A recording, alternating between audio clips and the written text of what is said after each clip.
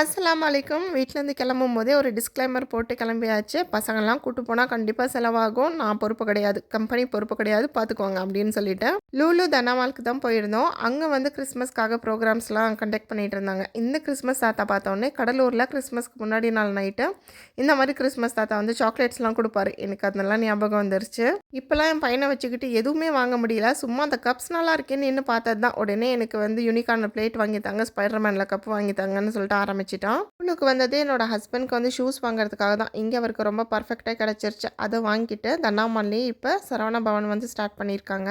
அப்படியே ஒரு அட்டெண்டன்ஸ் போட்டுட்டு ஸ்நாக்ஸ் சாப்பிட்டு வரலான்னு சொல்லிட்டு தான் போனது. ஆனா அங்க போனோனே ஒரு ஐடியா மண்டையில வந்துருச்சு. எப்படியும் புர்கா கட்டிட்டு ஸ்ட்ரெயிட்டா கிச்சனுக்கு தான் ஓடணும் டிஃபன் செய்றதுக்கு. சரி பசங்களுக்கு மட்டும் தோசை வாங்கி குடுத்துடலாம் அப்படின்னு சொல்லிட்டு வாங்கி குடுத்தாச்சு. லஞ்சே ரொம்ப ஹெவியா சாப்பிட்டதுனால நாங்க டிஃபனா எதுவும் ஆர்டர் பண்ணிக்கல. பசங்க மிச்சம் மீதி வச்ச தோசை சாப்பிட்டுட்டு அப்படியே சுட சுட ஃபில்டர் காஃபி குடிச்சிட்டு வீட்டுக்கு கிளம்பியாச்சு. நாளைக்கு பார்க்கலாம்.